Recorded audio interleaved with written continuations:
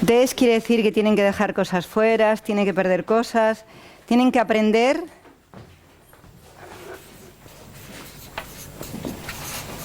el desapego. No hay ninguna posibilidad de que un niño pueda hacer el desapego si el niño no ha ganado en la autoestima, y la autoestima es lo que vamos a repasar hasta ahora, ¿no? Independientemente de que yo quiero que revisemos la vida de vuestros hijos, sobre todo si están en la etapa de 10 a 12 años, lo mismo que me ha pasado con de 8 a 10, lo que necesitaría en este momento es que repaséis vuestra edad, que repaséis vuestros apegos, que repaséis vuestra autoestima y que repaséis los bloqueos que pueda haber entre el mundo que os gustaría vivir y el mundo que vivís. ¿De acuerdo? Todos nosotros tenemos de 0 a 12 años en nuestra maleta. Y luego estas edades se van repitiendo permanentemente, es decir, que de 22 a 24 volvemos a vivir el desapego y volvemos a vivir el desapego de 34 a 36. Son etapas en las que esos procesos de desapego son tan tremendamente costosos. De 46 a 48 volvemos a vivir esa necesidad de desapegarnos. Son etapas donde los desapegos se van produciendo de forma diferente. En uno nos tenemos que desapegar realmente de ese núcleo familiar y en otro nos tenemos que desapegar de nuestra vida juvenil y en otro nos tenemos que desapegar de nuestra vida profesional de becarios y de que todavía podemos cometer errores, y en la otra nos tenemos que desapegar de que todavía somos jóvenes. O sea que tenemos que ir soltando lastres, ¿no? Lo que sucede es que el desapego, bueno, no sé si queréis que os cuente la última, porque la última es de 58 a 60. ¿Les gusta quieren que me baje el pantalón? Y tengo unos glúteos maravillosos, la verdad. No sé si necesitan... Noto como demasiado atractivo por mis glúteos. Y por el teléfono. Bien, entonces lo que yo quiero que ahora nos planteemos es a qué está unido o qué simbología tiene el desapego en nuestra vida personal, ¿de acuerdo?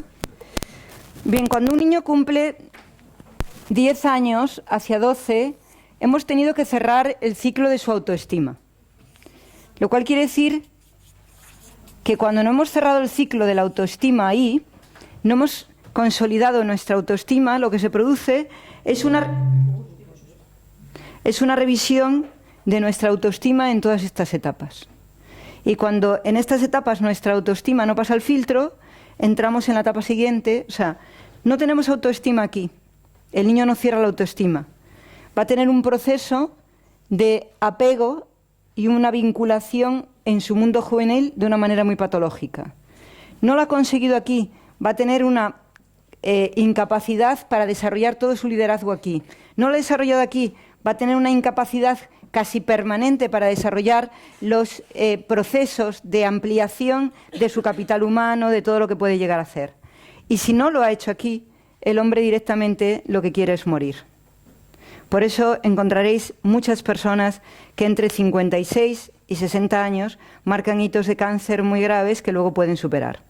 Pero en cada uno de estos momentos la persona va quitando momentos graves. Por ejemplo, cuando un niño no es capaz de desapegarse aquí y no tiene autoestima, su primera intención es quedarse en la casa, no salir, y cuando se ve forzado a salir al núcleo a los 12 años, no se siente con suficientes herramientas y lo que va a hacer es que va a pasar toda su etapa juvenil de 12 a 24 años, que espero que os apetezca vivir conmigo el mundo de los jóvenes de 12 a 24 años y saber qué pasa de 12 a 24 años, cómo se conversa con la juventud, qué pasa en ella, sobre todo en nuestra propia juventud, porque no hay nadie que no tenga graves enfermedades de amor a cierta edad y no hay nadie que no tenga graves enfermedades de valoración personal a cierta edad, ¿no? El amor de 16 a 18 años nos ha dejado una caspa profunda, lo mismo que nos ha dejado una caspa profunda de 12 a 16 cuando no hemos sido valorados intelectualmente.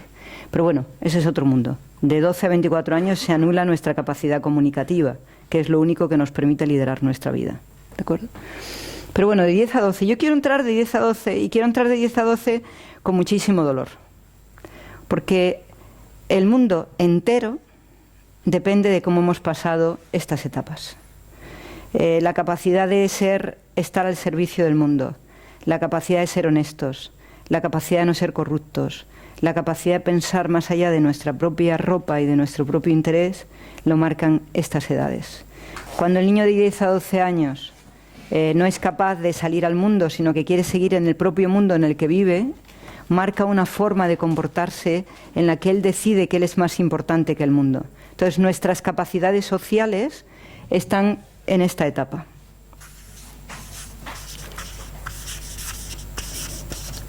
Nuestra capacidad de sociabilidad más allá de nosotros. Esta es una sociabilidad que no tiene nada que ver con la sociabilidad de 4 a 6 años, en la que lo que buscamos es pasárnoslo muy bien, o la sociabilidad de 6 a 8, que lo que buscamos es aprender de otro, o la sociabilidad que tenemos de 8 a 10, que es querer mandarle al otro y batallar con el otro. Esto tiene que ver con querer cambiar el mundo.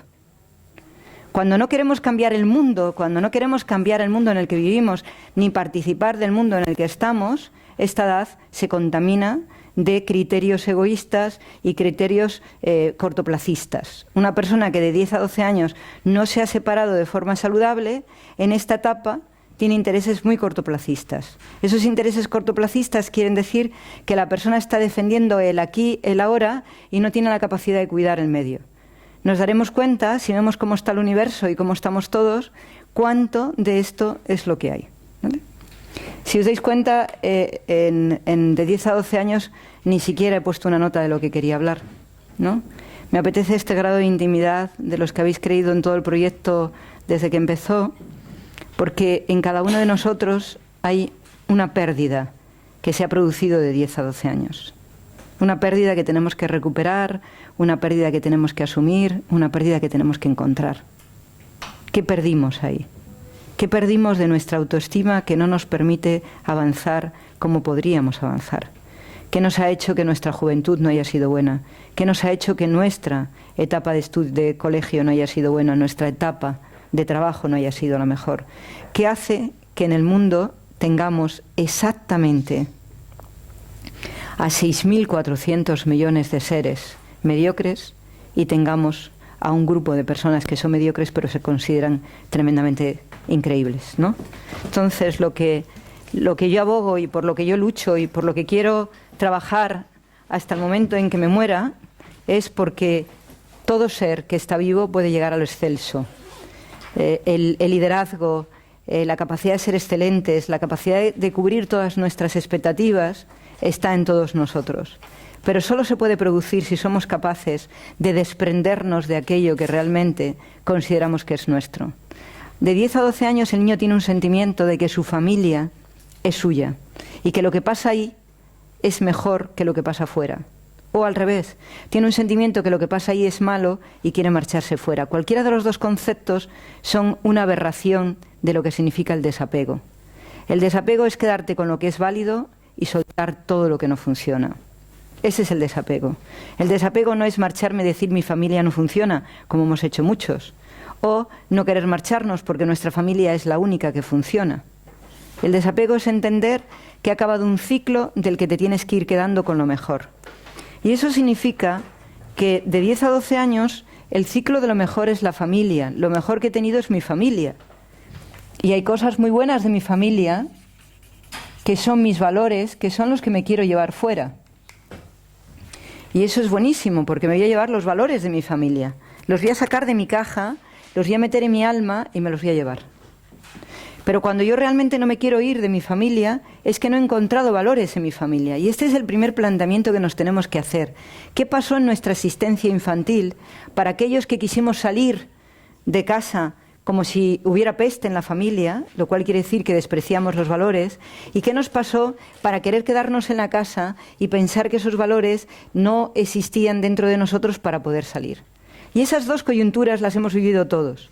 Los que hemos querido salir de una manera absolutamente absurda, pensando que nuestra familia no era un referente, despreciando lo que había pasado en nuestras casas, que es una de las mayores barbaries que vivimos todos los que estamos en el mundo, pensar que los valores de nuestra familia no son lo mejor que ha existido nunca. Y los valores no son papá y mamá, es la suma de los dos, es la cultura, es todo lo demás. Esa es la maleta con la que se tiene que ir el niño.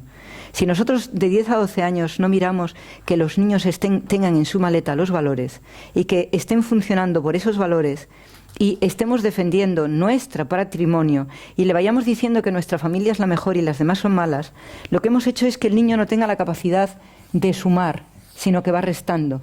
Resta porque lo de su casa no vale, o resta porque no vale lo otro. Lo que tiene que aprender el niño en su desapego es que coge una maleta llena de valores para encontrarse con otras maletas llenas de valores.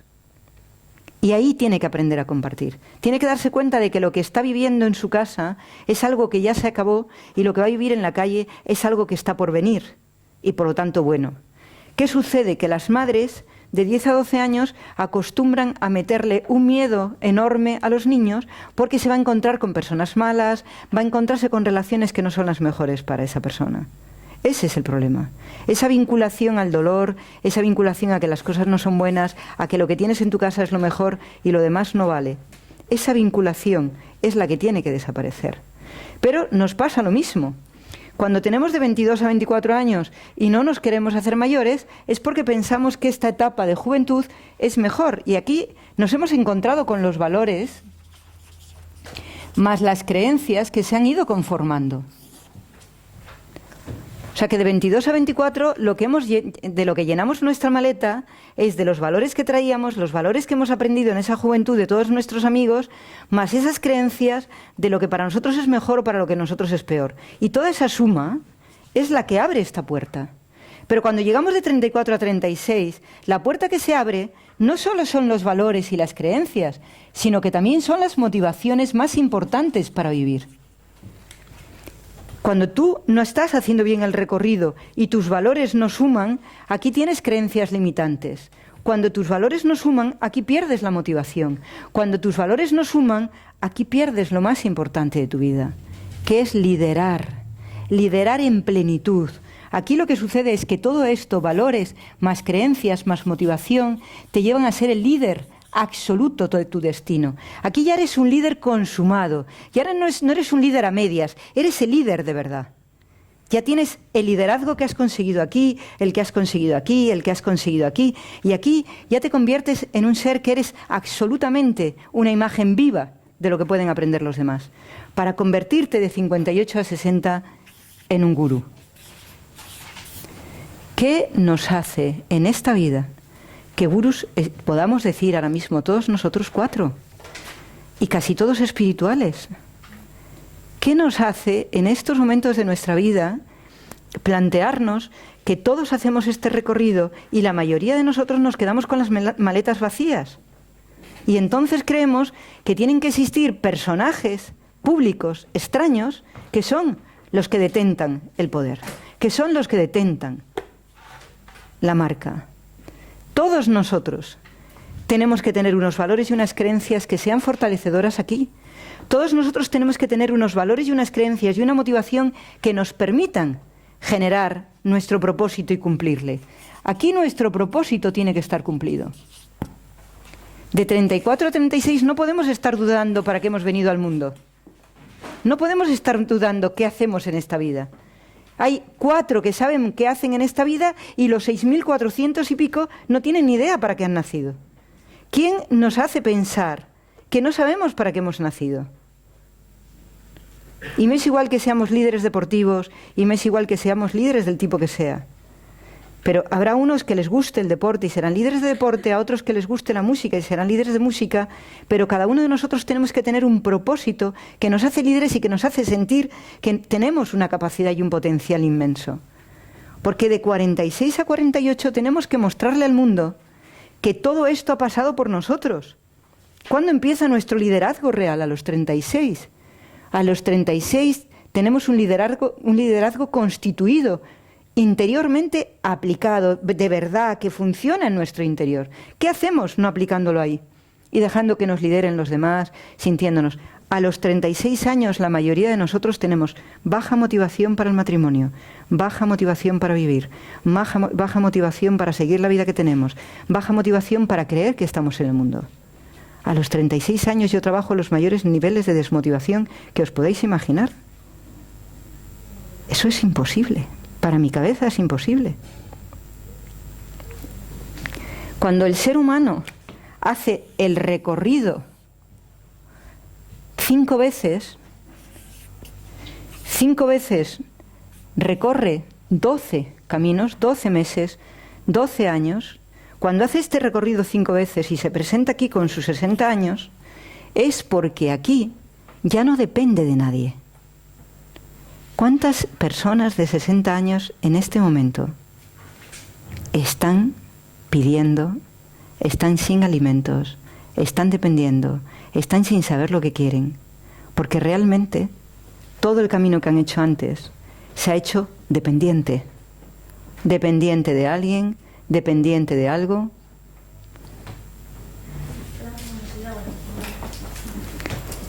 Entonces, cuando nosotros cumplimos 60 años empieza la vida donde ya podemos estar al servicio totalmente, donde empezamos a estar al servicio primero de la gente que necesita cosas, después de la gente que siente cosas, después de la gente que aprende cosas, somos maestros de esa gente, después lideramos una vida más espiritual y el ciclo ya es de desapego a las cosas, de desapego a la familia, de desapego, ya es una vida en la que realmente la persona está creciendo y creciendo.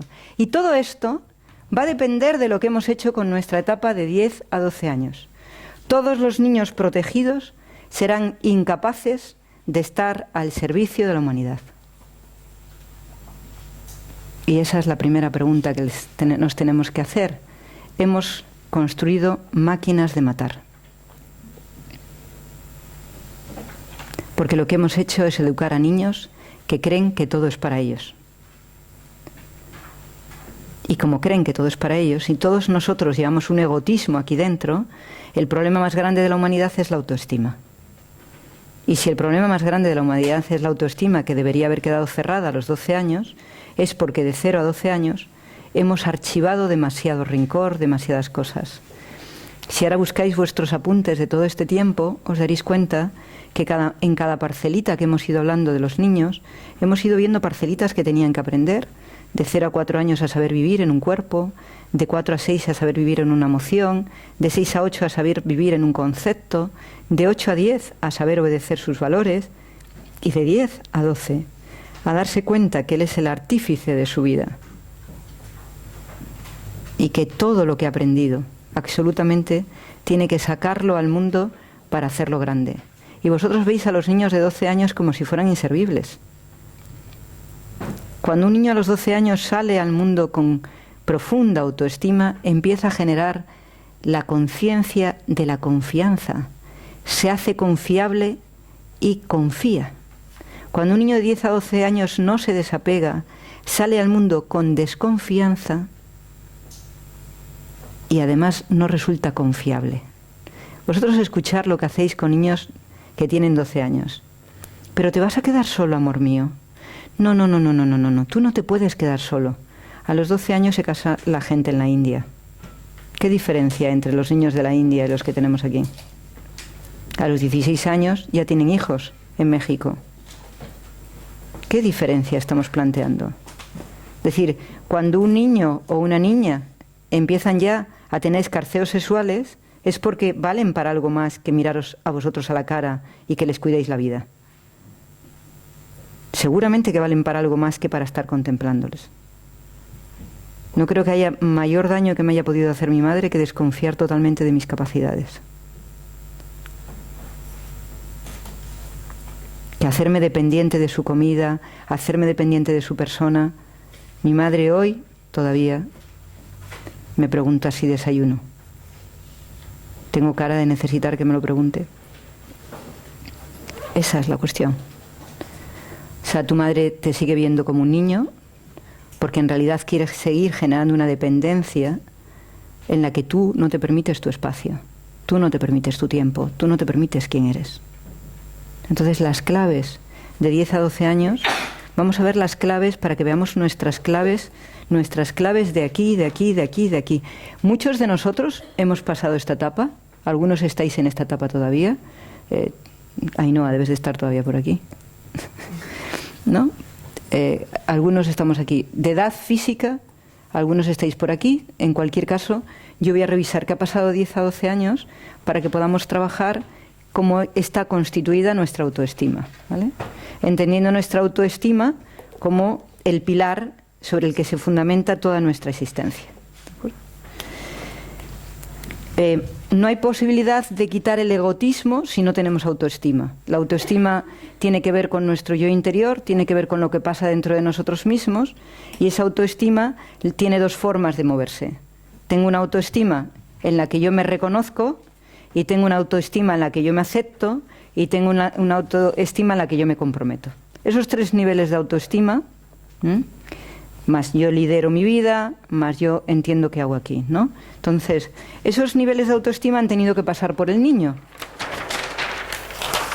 Entonces, si nosotros hacemos el ciclo que hemos vivido juntos, ¿vale?, donde empezábamos a los 0 y acabamos a los 12, a los 4 años, el niño, en estos 3 primeros años de vida, antes de cumplir los 4, aquí empiezan los 4, pero estos son 4 años de su vida, lo que hace es tener autoestima en su poder. Él ahí lo que hace es, yo puedo mover mi cuerpo, es una autoestima física, puramente física.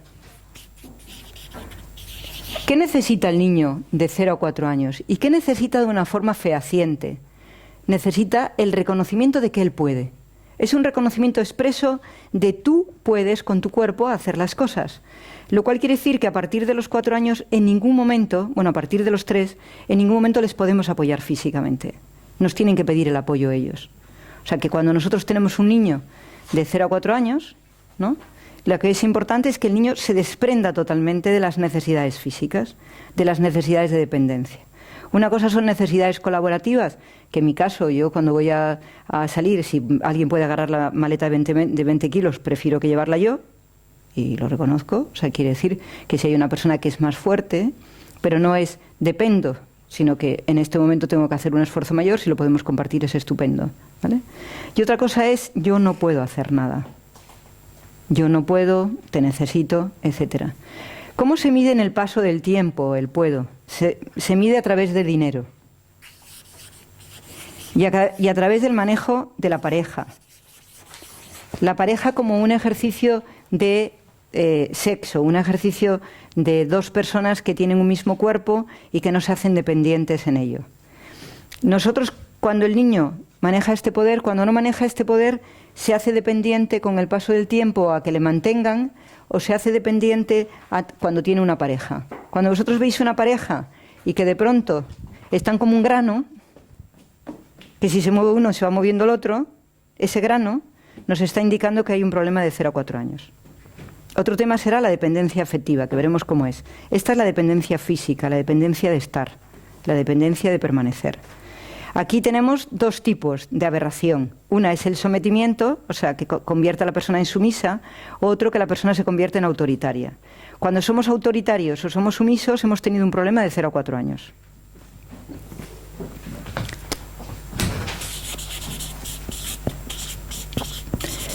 Cuando además de ser autoritarios somos autocráticos, es decir, que somos cercenantes de la autoridad del otro, quiere decir que hemos sido autoritarios en toda la etapa. O sea, cuando tenemos una persona autocrática o que es despótica en su proceso de mando, o sea, aquí sería un autoritarismo, no positivos, pero un autoritarismo, pero cuando la persona es diabólica en su forma de ejercer la autoridad, que no permite que nadie tenga la autoridad afectiva, que no permite que nadie tenga la autoridad de ideas, que no permite que nadie tenga la autoridad de decisiones, cuando rodea todo el tema, es una persona autocrática, demoledora, quiere decir que de 0 a 12 años no ha permitido o no se ha permitido ser dependiente positivamente de los demás.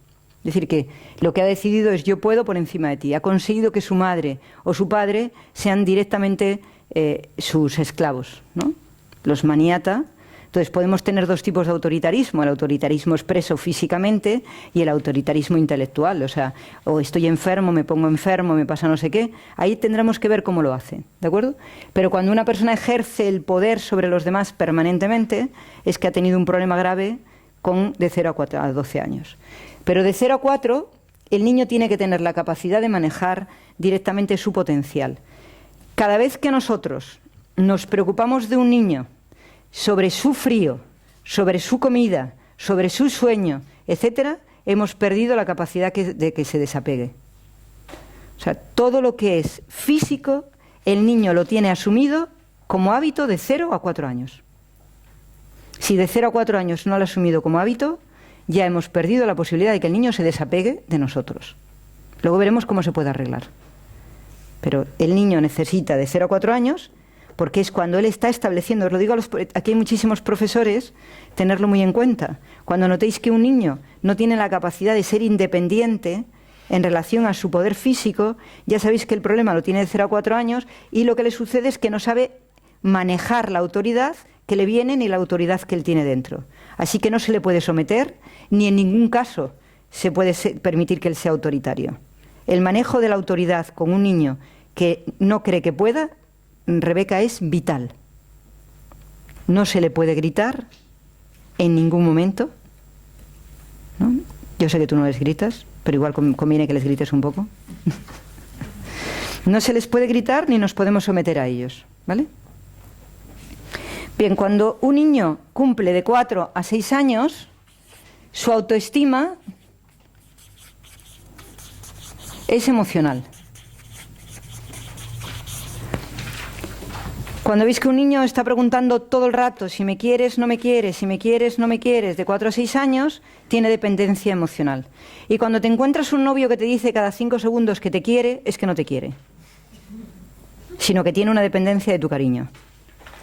Pobre las relaciones que están todo el rato ratificando el amor.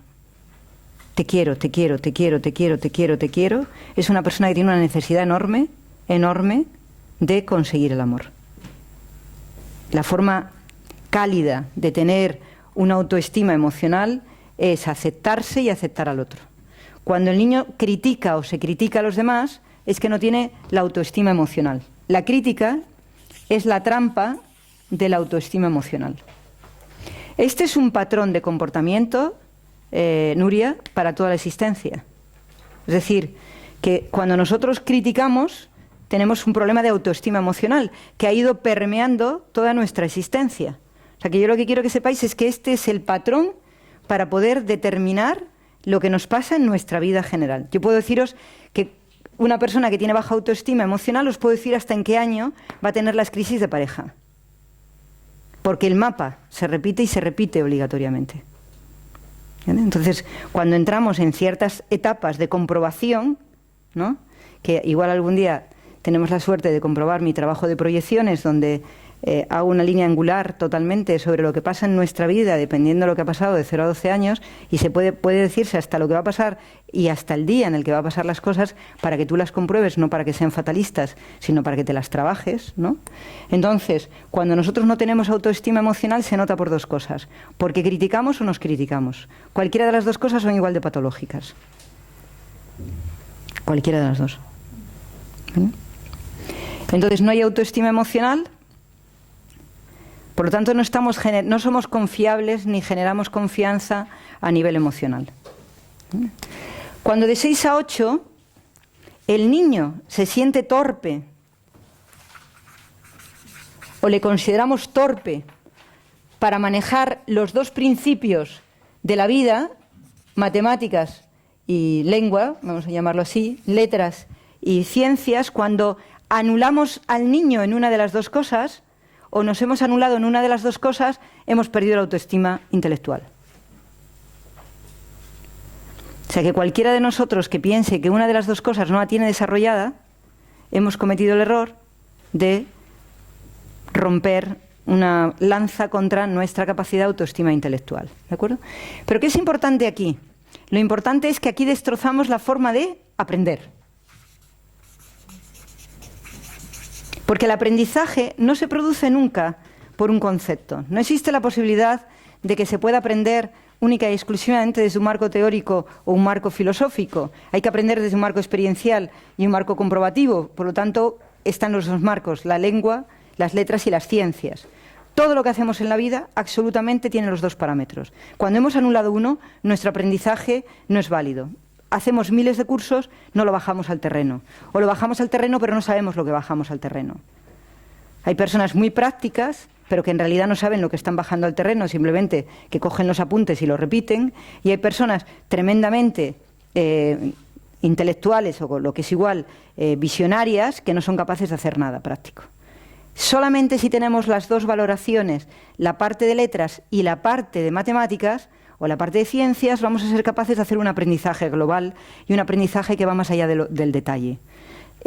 Tendréis personas que sois totalmente del detalle, lo que está cortando toda vuestra posibilidad de tener un mundo mucho más lúdico, y estaréis otras personas que pasa todo lo contrario, que tenéis una mirada muy global pero nada del detalle, no sabéis bajar al terreno. Por eso coaching lo que busca siempre es el objetivo que se baje a terreno, ¿no?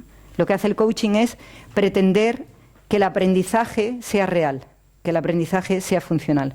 Cuando nosotros en UNE enseñamos a las personas, en coaching, lo que les enseñamos es a detectar si la persona tiene una visión global para saber qué tiene que hacer y si tiene una visión de detalle para saber lo que tiene que hacer. ¿Por qué? Porque si tú sigues su plano del detalle, lo que te pasa después es que no eres capaz de que esa persona disfrute del proceso, sino que lo sufre totalmente, ¿no? Una persona del detalle es una persona que sufre, una persona global es una persona que no tiene ninguna capacidad de saber lo que pasa en la vida, que es como Antoñita la Fantástica.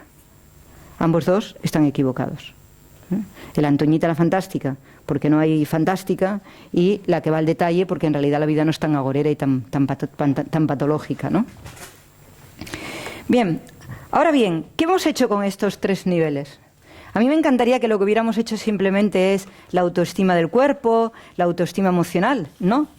El niño de 0 a 4 años empieza a incorporar los valores que tienen que ver con el poder. Cuando hacemos un estudio de valores y nos damos cuenta que los niños no tienen ni un valor práctico,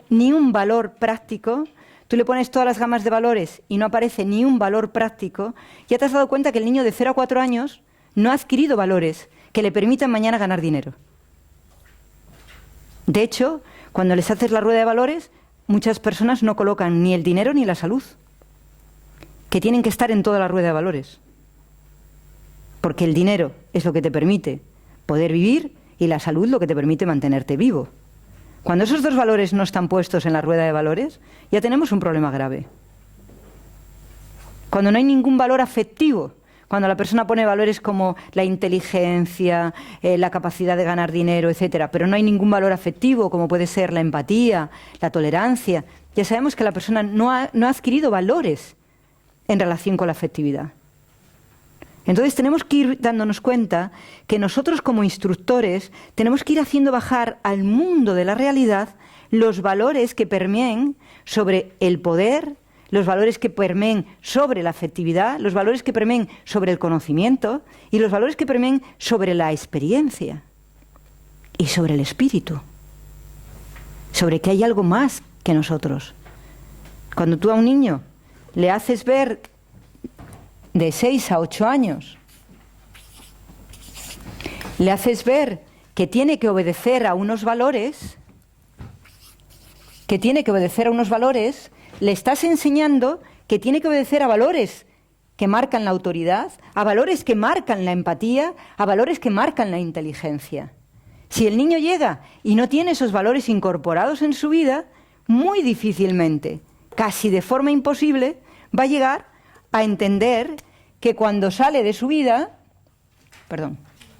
de 6 a 8 es aquí, de 8 a 10 es aquí, perdonadme, cuando sale de aquí y se mete en este mundo, que es el que estamos trabajando hoy, no cree que haya alguien más que su familia.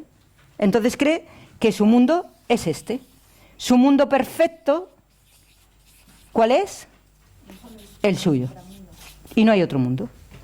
Entonces, si no hemos incorporado los valores de una forma equilibrada, cuando el niño viene aquí, tiene unos valores pero no tiene otros, mira el mundo de una manera pero no la mira en completo, y entonces será un niño que tendrá la tendencia a el egotismo,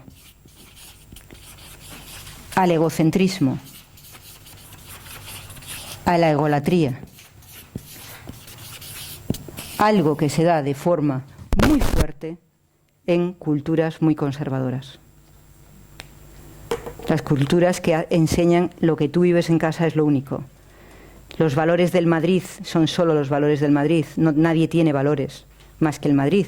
O los valores del Madrid como ciudad, o los valores de Barcelona, o nuestros valores. Todo eso son dependencias muy fuertes. Dependencias que tenemos que plantearnos. Y que tenemos que comprobar dónde están nuestros apegos de valores aquí. Cuando decimos que lo que nosotros pensamos, ¿quién nos enseñó los valores más dañinos? La Iglesia Católica. Solo la Iglesia Católica existe. Lo que a nosotros nos ha costado aceptar que existen otros valores religiosos ha sido tremendo. Para mí en mi infancia ha sido tremendo porque me quedé sin valores. Eché fuera totalmente a Cristo y me encontré una persona que solo quería vivir el Espíritu en un camino absolutamente arduo. No tenía ninguna referencia. Solo podía existir Jesús. ¿Dónde me quedaba? ¿Qué había en mi vida? Si Jesús no me valía, ¿con qué me quedaba? Y cuando un amigo me puso delante un libro donde conocí otras religiones y otras culturas, fui el ser más feliz de la tierra. Pero dentro de mí seguía cuestionándome si Cristo era el único y los demás eran todo mentira. Eso está en nuestro perfil. Tenemos elementos importantes. España es la que vale, hay que matar a todos los demás. Esos son dependencias importantes. No vamos ni a vivir a Sevilla, porque somos de Madrid. El apego que tienen las culturas latinas, el apego que tienen las culturas religiosas a sus espacios, solo hacen y van en detrimento de los demás. La corrupción es el resultado de las dependencias a lo que somos y a lo que tenemos. A que si yo no tengo poder, porque los valores del poder es compartir el poder. Los valores de la emoción es compartir las emociones. Los valores de la inteligencia es compartir los conocimientos. Los valores de la obediencia es compartir las ideas y los ideales. El valor de 0 a 12 años es que hemos nacido para compartir culturas, para compartir ideas, para compartirlo todo, porque no vivimos en soledad. Y lo primero que le enseñamos a un niño es comparte con tu hermano. Pero se acaba todo. Somos hermanos de una sociedad multidiversa donde cada uno aporta una parte de su valor. Y yo quiero que hagamos una reflexión sobre nuestras dependencias. Dependencias que indiscutiblemente estamos proyectando sobre nuestros hijos, indiscutiblemente estamos proyectando sobre nuestra existencia y sobre lo que nos rodea. Si nosotros no hemos sabido ser independientes, nuestros hijos no sabrán ser independientes. Ahora, Maite, es el momento de poner el aire frío porque esto les ha hecho sudar. Me encantaría que antes de seguir pudiéramos hablar de esto. ¿No?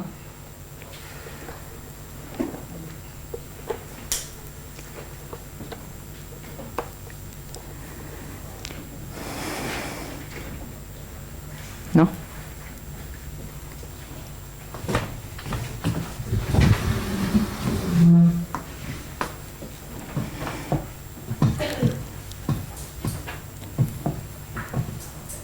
Si están ustedes apegados al silencio, yo voy a estar apegada también al mío.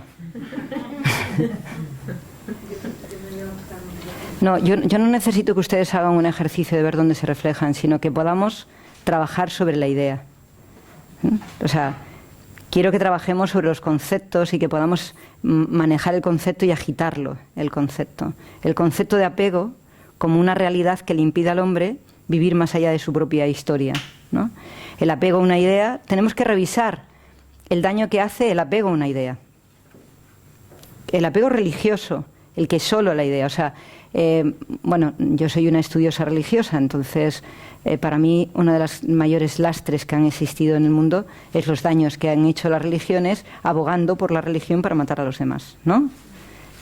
No creo que haya que nombrar ningún coronario de largo recorrido que ha pasado en todas las iglesias, sea en el Corán, o sea en la católica, o sean las que sean, ¿no? Entonces, lo que es importante es que nosotros ahora pensemos, ¿qué sucede en el mundo cuando realmente estamos apegados, y estamos apegados, a tener un resultado económico? Porque creemos que si no tenemos un resultado económico no somos nadie. Haremos cualquier cosa por encima de los intereses de los demás. Claro, y si nosotros tenemos en nuestra mente que hay que hacer cualquier cosa por encima de los intereses de los demás, ¿qué le vamos a enseñar a nuestro hijo? Que no es posible compartir. Que los intereses de los demás están por debajo de los suyos. ¿Y entonces qué hará el niño? Someter a los demás. ¿Sí? ¿Quién de nosotros se ha dado cuenta de que hemos sometido a los demás porque creíamos que el poder nuestro era el mejor? Bien, los grados de autoritarismo que tenemos, en la medida que sea, ¿no?, marcan este hito. Pero ¿cuántas de nuestras madres y cuántas de nuestras mujeres han vivido el sometimiento? La sumisión es lo mismo. O sea, que cuando existe la sumisión, el valor del poder no es un valor compartido, no es un valor amplio, no es un valor que nos permita el recorrido, ¿no? Entonces tenemos que revisar cómo funciona, independientemente de dónde estemos nosotros, cómo funciona el apego, ¿no? Por ejemplo, ¿cuántos de nosotros creemos que los demás nos tienen que querer? Y nos tienen que aceptar y nos tienen que amar, ¿no? Claro. Esa es la primera erradicación que se tiene que producir. El amor está dentro, nunca se puede buscar. Si tú tienes amor dentro, el amor está siempre. Cuando tú al niño le dices que el amor tiene que venir de mamá o el amor tiene que venir de alguien y mamá no te quiere, si haces esto no te quiere, etcétera, ¿qué le estamos enseñando? El apego a que el amor está fuera, no está dentro. Entonces lo que estamos provocando son estados patológicos de dependencias afectivas. Si tú no haces esto, no te quiero. Si no sonríes, si no hablas, si no te pintas, si no... En México, y no quiero que se ofenda Maite, mis amigos mexicanos, cuando su esposa no se pinta o su esposa no se quiere arreglar, entran en un conflicto muy fuerte, porque la mujer es un objeto que el hombre exhibe hacia sus amigos en el México tradicional, ¿no? Entonces, cuando yo llegué allí sin pintarme, sin joyas, etcétera, pues muchas mujeres, ¿no?, me decían, pero ¿tú consigues con esto gustarle a alguien? Y yo le decía, pues sí. Entonces no le entendían. Bueno, es que debe ser que los españoles son diferentes, ¿no? Y bueno, algunas personas quisieron quitarse ciertas cosas, probar, y tuvieron graves problemas con sus parejas, ¿no? O sea, ¿qué haces con los labios sin pintar? Pues los labios son rojos. Bueno, pues se echan. Yo cuando conocí a Maite, que es chilanga, y la veo casi sin pintar, me emociona muchísimo, ¿no? Porque se pinta muy poco, es cero ostentativa, ¿no?, y demás. Pero en Monterrey principalmente la ostentación es como un tema, ¿no? Pero ¿cuántas mujeres han vivido eso para poder ser aceptadas? ¿Y cuántas de nosotros sabemos que cuando cumplimos cierta edad, ya si pasamos por un entorno donde hay mujeres mucho más jóvenes, vamos a ser descalificadas por ese hombre un poco más macho, ¿no? ¿Y cuántos hombres, cuando han entrado en la empresa y de pronto han cumplido 36, 37, 38 años, y llega el joven de 22 años y le empiezan a descalificar, y como que él ya no vale, que el de 22 es más listo? O sea, las descalificaciones han sido muy fuertes y siguen siendo muy fuertes. Y tienen que ver con esta etapa, la autoestima del yo personal, ¿no?, del yo afectivo, de la autoaceptación. Luego veremos cómo podemos arreglarlo, porque lo importante es cómo podemos arreglarlo en nosotros para ver cómo podemos arreglarlo en los demás, ¿no? Luego está el yo cognitivo, ¿no? Claro, ¿qué nos han enseñado nuestros padres? Que sus ideas son las que valen. Conclusión, nuestras ideas son las que valen. Si alguien nos discute nuestras ideas es que no somos nadie, es que no sabemos, y eso nos ha impedido aprender más allá de nuestro marco. Y de hecho, muchísimas personas tienen un grado de torpeza para entender las cosas que no están en su registro, que está rayando casi en el ridículo, ¿no? O sea que fuera de ese círculo no entienden nada, ¿no? El otro día había un debate entre jóvenes en un programa que hace Évole, este hombre tan contestatario y tan interesante, de Salvados, ¿no? Bueno, pues se llevó a una casita, se llevó a un grupo de personas. Pues estaba el clásico joven rico, de papá rico, el clásico político. Yo no sé por qué le llamaban joven, porque el político tenía más de 35 años, pero eran las juventudes del PP. Bueno, y se ponen a hablar, es que tendríais que ver la cara del chico del PP cuando hablaba el joven de pobreza consistente, pero que había hecho su carrera, que quería trabajar, etcétera. Era increíble cómo le despreciaba sin darse cuenta, con los gestos. Yo no sé manejar Twitter, pero nunca he tenido tanta necesidad de marcar Twitter. Es que más allá del dinero que tienes en tu casa, hay mucha pobreza en el país. Y la criatura está trabajando por 300 euros. Un crío de 25 años. Entonces, él es concejal ganando 3.000 o 4.000 euros desde que tiene 22 años. Acabó la carrera y ya estaba colocado, porque su familia tiene los elementos, ¿no? Entonces, esa torpeza para entender la variedad que existe de personas y la forma de entender las cosas nos lleva a que de pronto el joven no entendía cuando hablaba el que tenía toda la opulencia. Entonces, de pronto sale uno de los jóvenes de papá y dice: yo quiero tener al rey, y quiero tener rey no para que haga nada, ninguna cosa de Estado, sino para que vaya a las bodas. Y entonces le escuchas, para que vaya a las bodas, sí, para que vaya a las bodas, ¿no? Bueno, para que vaya a las bodas. Yo me imagino que para que vaya a las bodas de Estado que existen en los países, poco más, ¿no? Entonces, de pronto le escuchas y dices: vamos a pagar 10 millones de euros porque vaya a 2 bodas que van a existir a partir de ahora en la vida, porque ya se han casado todos, ¿no? Pero la mentalidad está ahí y le escuchas y de pronto no puedes criticarlo. Lo que piensas es: así está configurados sus valores, punto. Y esa diversidad es la que te enriquece. De pronto tú le escuchas y dices: ¿y qué hubiera dicho yo a su edad si mi papá tiene un yate, tiene un avión personal, etcétera? Cuando yo llegué a México, a Monterrey, mis amigos me dicen: este fin de semana te invitamos a la finca. Bueno, yo pensé que era una finca como las que tenemos aquí. Ah, no, pero te tenemos que llevar en helicóptero porque está a no sé cuántos kilómetros. La finca era como España entera. Osos, venados, de todo. O sea, estaban los osos que bajaban, los no sé qué que subían. Entonces, claro, escuchas eso y de pronto tú dices: mi casa de 200 metros o mi casa de 35, no importa, pero lo que es importante es que es imposible que esa persona pueda pensar como yo. Y es imposible que yo pueda pensar como ella. Imposible. Pero la riqueza de matices que te da encontrarte con una persona que tiene esas posibilidades y ver que ese niño o esa persona vive así, que de pronto dice que se quiere comprar no sé qué y el papá le pone el helicóptero, ¿no? O de pronto una amiga de mi hija María que quiere venir a verla y el papá le trae en avión privado. Claro, mi hija María no puede llevarla en avión privado, eso está claro. Pero lo bonito es que la persona de avión privado y mi hija María se relacionan, se quieren, están juntas, comparten y se aman. Eso es lo que tenemos que propiciar, ¿no? Todos los elementos degradatorios que ponemos aquí de yo me comparo y si no tengo lo mismo no valgo y si no soy igual no valgo, quiere decir que estoy perdida, hacen que la autoestima emocional se pierda totalmente. Todos los elementos que nos hacen no aprender de la pluralidad y de todo lo que existe, no aprender de otras ideas y de otros conceptos y sumar aquello que nos es útil, nos convierte en personas dogmáticas y cerradas para el conocimiento, torpes a la hora de adquirir conocimientos o de tener elasticidad en el cerebro. Aquí se cierra y se pierde la serotonina.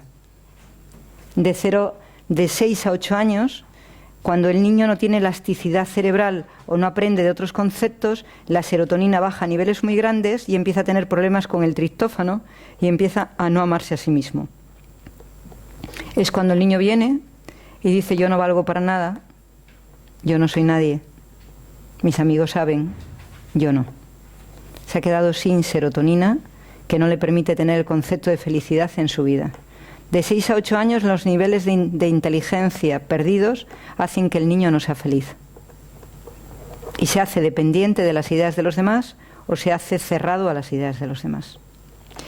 Vosotros ahora que estáis aquí conmigo, y que me estáis escuchando, tenéis la belleza personal de pensar, mis hijos no están pasando por esto, que a mí me encanta.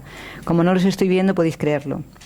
Pero, como los de fuera y los de otra gente sí los tienen, este problema, yo quiero que vayáis viendo cómo se hacen los problemas para que podáis aprender de cómo ayudar a los niños que os rodean a resolverlos. Porque cada niño que está cerca de nosotros es un mundo que podemos cambiar. Es una forma importante que podemos incorporar, ¿vale? Cuando el niño cumple 8 años, empieza a encontrar en su cerebro una lucha de valores muy importantes. Empieza a confrontar lo que pasa en el colegio, los valores del profesor, por ejemplo. Imaginaros que en casa tiene una familia que es un poquito de izquierdas, en el concepto que es pues un poco más liberal, que piensa que, bueno, pues que cuenta que el dinero es de todos, cosas de estas que cuentan los que creen que son de izquierdas, porque luego no lo viven así, pero lo cuentan, ¿vale? Y sale en el colegio y tiene al profesor que es totalmente conservador y que piensa que la economía tiene que ser libre, que todo el mundo, que el que trabaja es el que merece el dinero, etcétera, etcétera. Que ese sí lo piensa. El otro dice lo que piensa, pero a veces no lo piensa. Pero este sí lo piensa, y lo piensa de verdad. Por eso la izquierda, lo que llaman izquierda en los países, nunca se junta, y las personas conservadoras, como tienen un criterio y lo tienen de verdad, funcionan. Y esto es algo que tenéis que entender. En la izquierda, la derecha no existe. Al niño hay que enseñarle las dos visiones político-económicas cuando crece. Una de las mayores cosas que tenéis que intentar es convertiros en personas, en entes políticos, y permitir que el niño conozca todas las realidades políticas que existen. Porque cuando el niño engrandece su mente con la política, se hace imparable intelectualmente. Porque tiene la capacidad de vivir y decidir. Decidir, y de hecho las personas que han vivido y han entronado con todos los conceptos políticos, igual que con todos los conceptos religiosos, son personas mucho más abiertas y mucho más ricas. Las personas que han nacido dentro de una estructura de un tipo o de otra, mucho más cerrada y que no le han permitido compartir, tienen muchísimas más dificultades para tener abierto el panorama de la elección. Entonces, es muy importante que nos hagamos entes políticos, que hablemos de lo que significa la economía libre, que hablemos de lo que significa el libre mercado, que hablemos también de lo que significa la aparatología que no es libre, que hablemos de todo lo que pasa, porque en realidad tenemos una disyuntiva. Que Jesús era el mayor comunista para muchos y la Iglesia Católica vende otro tipo de situaciones, mientras que hay sacerdotes que venden otra situación. Entonces, cuando los valores no están establecidos, cuando tú le enseñas a un niño que en realidad la religión la hacen personas y que el hacedor de las ideas ya se fue y que la persona adquiere una apropiación de la idea, que la vive a su manera, te es mucho más fácil ser mucho más liberal y no juzgar duramente a las personas. Porque se trata de que los niños no señalen con el dedo a nadie, sino que entiendan e incorporen. Y nosotros no señalemos con el dedo a nadie, sino que entendamos e incorporemos. Porque todas las personas que tienen actuaciones se han producido por este aprendizaje. Cómo yo vivo por no tener autoestima aquí, cómo lo vivo por no tener autoestima aquí o aquí o aquí, hacen que realmente tengamos dificultades. Cuando un niño tiene de 8 a 10 años, las conversaciones en casa tienen que ser muy plurales. Tenéis que permitiros, si veis partidos de fútbol, seáis del partido que seáis, permitirle que el niño opine del juego y no del partido. No hagáis niños partidistas, porque habréis conseguido niños condenados a no ser líderes, porque tendrán una mente muy cerrada, una mente muy poco abierta. Entonces, ¿te gusta el Madrid? Genial. Ponle con el Barcelona y déjale que él opine de lo que está pasando, independientemente de que te guste el Madrid. Ponle con el Atlético, ponle con quien sea. Enseña al niño a sacar lo mejor de lo que pasa en cada una de las cosas. Con política igual. Ponle a escuchar a un político y ponle a escuchar a otro, si es que podéis, porque claro, yo no soporto escucharlos, me imagino que vosotros tampoco. Pero si conseguís escucharlos, ponerlos a escuchar a todos y que escuchen todos y que escuchen lo que está pasando para que sea factible que su mente se haga muchísimo más dúctil. ¿Por qué? Porque en el colegio van a encontrar todas las ideas. Y cuando en el colegio empieza a decir que unas ideas no son buenas y otras son buenas, el niño acaba de perder la capacidad de crecer intelectualmente y de crecer a nivel de persona. Y eso es lo que nos tenemos que plantear, la riqueza de matices. Todos tenemos algo maravilloso y el niño tiene que encontrarlo. Tiene que encontrarlo para disfrutar, independientemente de que tome determinaciones, ¿no? La autoestima como líder va a depender de lo que le hayáis permitido ser líder de su destino y de sus decisiones. Si él se da cuenta de que en casa tiene a su familia todo el día cerrada a cualquier otro tipo de idea, y en su colegio hay otras ideas diferentes, por ejemplo, yo tengo personas con una tendencia hacia la izquierda que están llevando a sus hijos en colegios que tienen una tendencia totalmente diferente. Y lo que están viviendo esos niños no os lo podéis imaginar. Cuando me lo cuentan, a mí se me rompen las carnes. Porque le metes una... Antes de los 8 años esta disyuntiva no la tienen. Hasta los 8 años el niño vive dentro de las estructuras familiares y solo vale lo desde sus padres. A los 8 años lo empieza a cuestionar y si a los 10 años no ha conseguido entenderlo, a los 10 años se bloquea. Se queda pegado o bien a lo de fuera o bien a lo de dentro. Y no tiene la elasticidad para poder salir fuera. Y eso es interesante que lo podáis ver. Tener padres radicales que plantean retos, por ejemplo, padres que no creen en la religión y meten a sus hijos en colegios religiosos, tenéis que ser muchísimo más válidos. Por ejemplo, tengo parejas que el padre y la madre trabajando juntos pues consiguen sumar unos 4.000 euros, ¿vale? No está mal. Pero 4.000 euros cuando quieres llevar a tus hijos a un colegio que cuesta 700, 800 mensual, representa que tu economía se resiente bastante. Tú mandas a tus 2 hijos y te estás gastando 1.600 euros, de los 4.000 y quieres tener una casa medio digna, te vas quedando con la mitad.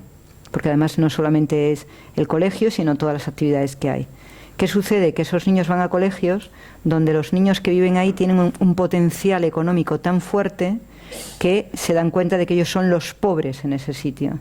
Al final lo que hay es un deterioro de imagen y se quedan parados haciendo la vida. Algunos amargan la vida a su madre, pero la amargan literalmente. ¿Por qué? Porque le están pidiendo continuamente las cosas que están viendo en el colegio, o directamente vienen, lloran y no se quieren ir. Hay una película maravillosa que es la vida de Forrester, Buscando a Forrester. Es una película maravillosa sobre esto. Es un niño negro que de pronto le dan una beca para ir al mejor colegio de Estados Unidos, de su zona, y él es tremendamente pobre, ¿no? Entonces, ¿qué sucede ahí? ¿Cómo le maltratan? Y cómo se gana a través del baloncesto que le respeten, pero se lo gana a través del baloncesto. Le desprecian, él escribe y entonces no se creen que haya sido escrito por él. O sea, cómo todo lo que hace le hace perder la confianza. Una de las cosas importantes es que cuando tú no tienes autoestima, el de al lado chequea tu autoestima a través de la confianza que tiene en ti. Cuando empieza a dudar de lo que tú haces, es porque en realidad tú no tienes autoestima. Nunca echéis a las personas la culpa de que no confíen en vosotros. Nunca. El que no confiéis en vosotros está en vuestra maleta. Si vosotros no tenéis autoestima, el de al lado lo nota y empieza a chequear en qué tienes autoestima y qué no. Empieza a ver las ideas, empieza a ver no sé qué, empieza a ver no sé cuánto y te está todo el rato confrontando con lo que tú presentas. Ahí tenemos que trabajar y tenemos que trabajar duro. Porque el otro día juntamos aquí en la casa, que fue súper interesante, a niños bien con niños menos bien económicamente. Niños muy estudiosos con niños menos estudiosos. Pues os podéis imaginar la marca de la ropa, cómo venían vestidos unos y cómo venían vestidos otros, cómo hablaban unos y cómo hablaban otros. Sin embargo, lo que enriqueció lo que hicimos, el que estuvieran juntos todos ellos, fue tremendo, porque los que no estudiaban, ¿a qué se dedican? Al deporte. Los que se estudian, ¿a qué se dedican? Al gimnasio. 2 cosas muy diferentes, ¿eh? Ir al gimnasio no es lo mismo que el deporte. Entonces, el que se levantaba deportista, se levantaba y se te ponía aquí totalmente, y el que iba al gimnasio se te ponía para ver si se le veían los musculines. Pero lo que está claro que el que va al gimnasio tiene un concepto de lo que significa su vida muy diferente que el que hace deporte, ¿no? Y ahí estamos. Tenéis un caso muy interesante. Nadal está perdiendo la autoestima. Está perdiendo la confianza en sí mismo. Tenía una confianza muy grande en sí mismo, en este momento ha perdido la confianza en sí mismo y ha bajado los niveles de autoestima. Pero no ha perdido la autoestima en su poder. Fijaros qué fuerte, ¿no? Si veis, y me gustaría que vierais el final del último partido que hizo con Djokovic, veréis a un hombre que tiene la autoestima por los suelos, que es Djokovic, y cómo siendo mucho mejor jugador en este momento que Nadal, cómo se hundió totalmente. Yo creo que hay cosas que podríais ver para poder aprender muchísimo de lo que pasa a los niños. Jacobis es una persona con unos problemas muy grandes con su padre, que el padre no le reconoce, el padre no le acepta totalmente, él lo necesita de una manera vinculante muy grande, y eso hace que todas las actuaciones que hace cuando cree que ha fallado a su padre se destruye a sí mismo. Es el caso exacto igual al de Mozart, y perdonad por la comparación, pero es la misma. Mozart, por mucho que hacía, quería que su padre le diera el respaldo, y si su padre no se lo daba, nada de lo que hacía era válido, ¿no? Pues a Jacobis le pasa lo mismo. Entonces, ahí podéis ir viendo cómo los comportamientos de los padres hacen que los niños se queden. ¿Dónde está Jacobis? En una necesidad enorme de aceptación. ¿Dónde está Nadal? En una necesidad enorme de poder. Entonces él recurre a su poder porque sabe que si pierde, no funciona. Sabe que si pierde, él ya no es nadie. ¿Por qué? Porque no ha hecho este recorrido en realidad. Hoy ha perdido Nadal. Ha perdido. Que no era Nadie. nada de eso. Claro, porque la lucha la tenía con Jacobis, quería ganar a Jacobis, no quería ganar, o sea, la lucha la tenían entre ellos dos. Por eso ahí está la autoestima, que son reactivos. Nadal es reactivo en el poder y el otro es reactivo para tirar la coleta, ¿no? Bueno, yo os digo esto porque a mí me parece muy interesante que vayáis viendo imágenes que os pueden llevar fuera de vuestro propio panel. Yo me identifico muchísimo con Jacobis, pero muchísimo, y no me identifico para nada con Nadal. O sea, yo fallo dos y ya tiro la raqueta y me voy a mi casa. O sea, no tengo cero capacidad de lucha, cero capacidad de lucha. Bueno, en el deporte cero no, menos cero, ¿no? Entonces yo me acuerdo que cuando así estás en casa y hay juegos de mesa, etcétera, de pronto decían mi hermano y mi cuñada, vamos a jugar al parchís. Entonces yo me ponía al parchís. Salían 4 y contaba 4. Salían tal, mi hermano. Le salían 4. Perdón, no sé qué. Se comía todas las que tenía yo delante, etcétera. Yo le miraba y yo seguía. Y me golpeaba y decía, pero ¿cómo puedes tener tan poca moral, tan poca lucha encima? Y digo, pues tú come lo que necesites. ¿Qué pasa? Es que hay que querer ganar. ¿Cómo que hay que querer ganar? Pues yo bastante que muevo la ficha, que esto me parece la mayor ridiculez que puede existir en el mundo. Tirar un cacharro e ir contando, o sea... Dime algo, a ver qué hago yo aquí. De oca a oca y tiro porque me toca, o sea, bastante es que aguanto el tirón, ¿no? Pero era, bueno, se desesperaba. Y la otra, mi cuñada, que era como él, y se ponían con la cara de matarme. Uy, qué bien, que coméis todo, qué fantásticos sois, estupendos, ¿no? Pues eso, yo soy cero luchadora. Sería un Jacobis, pero totalmente, ¿no? Pues tenéis que ver quién sois vosotros. Tenéis que ver que cuando no tenéis estima física, pues no tenéis capacidad de lucha. Cuando no tenéis estima emocional, pues no tenéis capacidad de valorarlos y de ver dónde estáis. Cuando no tenéis ninguna capacidad de aprendizaje, ¿no? Ninguna cosa. O sea, que al final todo va pasando por donde tiene que pasar. Y tenéis que descubrir dónde está. Tenéis que descubrir dónde está porque se arregla de forma diferente. Y se arregla de forma diferente y se arregla de verdad. Que eso es lo importante. ¿Vale? ¿Me decías? Que si el caso de Jacob me ha recordado a una imagen, o sea, a un reportaje que vi sobre Paco de Lucía, que creo que tampoco llegó a obtener la aceptación del padre, que siempre le encerraba y que nunca validaba, pues eso. Y de hecho nunca estudió. Sus ejecuciones. Y no sé si eso, que lo argumentaba como que eso tenía que ver con su perfeccionismo casi obsesivo, que nunca encontraba niveles, nunca se aceptaba. Entonces, ese caso, y de hecho no estudió, lo sabes, ¿no? Ese dato no lo tenía. Lo ha hecho todo por oído. Sí, todo era por oído. No, pero que no estudió. Se negó a estudiar porque su padre no le iba a reconocer los estudios, entonces se negó totalmente a estudiar, pero no se pudo negar su arte, ¿no? Entonces ha sufrido muchísimo, por eso se ha muerto tan joven, pero muchísimo. Esto estaría... Igual. Lo que pasa que Jacobis, Paco de Lucía sí se sobreponía y trabajaba sobre ello, y Jacobis no. Jacobis si gira la cabeza y su padre ha hecho medio gesto, ya no puede jugar. ¿Mi padre estaba ahí? No, lo lleva dentro. No sé si estaría porque el padre la acompaña a todos los sitios, igual que la novia. Pero si tú ves a Jacobis, está mirando o sea, lo que no se le plantea a Nadal durante el tiempo de juego, él va a tirar la pelota y está mirando aquí, a ver cómo le tratan, ¿no?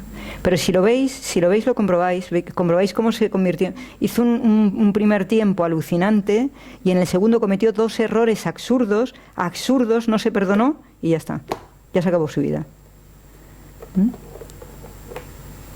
Se mata y además te atacas en lo que más quieres, porque ese para él era el trofeo más importante.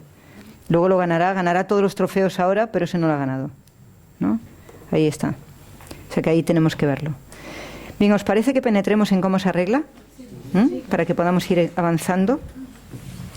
Bien, de 0 a 12 años, es decir, cuando de 10 a 12 no soltamos nuestro cuerpo, no soltamos nuestra vida, todo el atávico que nos hemos quedado ahí está fijado en nuestro cuerpo, ¿vale?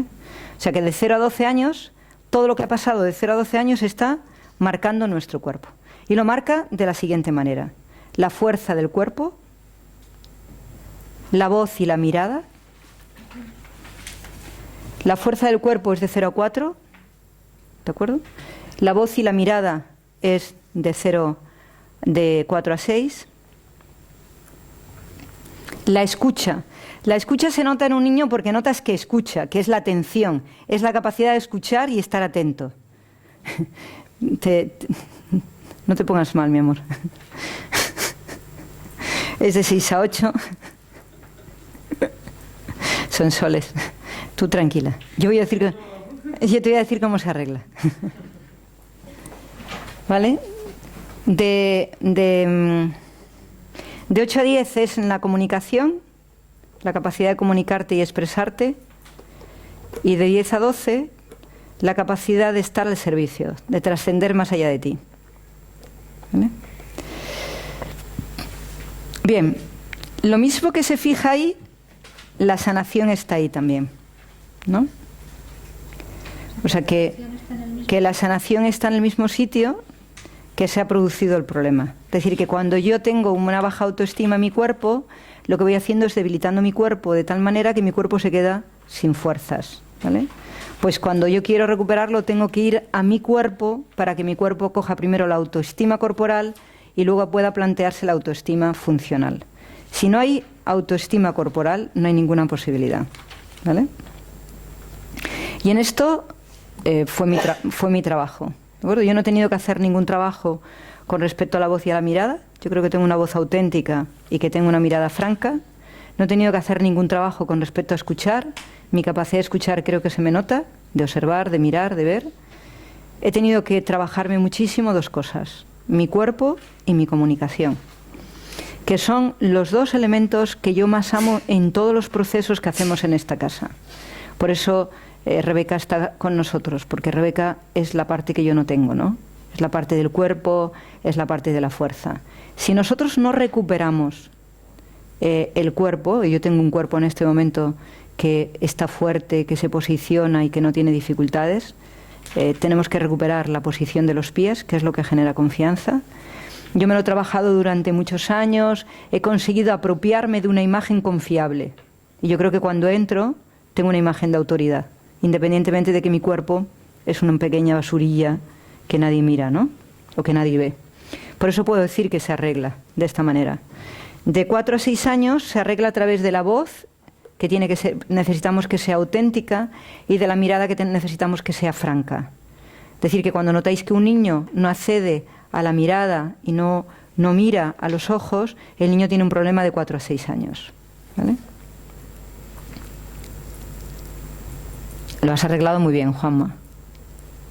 Estás casi perfecto en este tiempo, ¿no?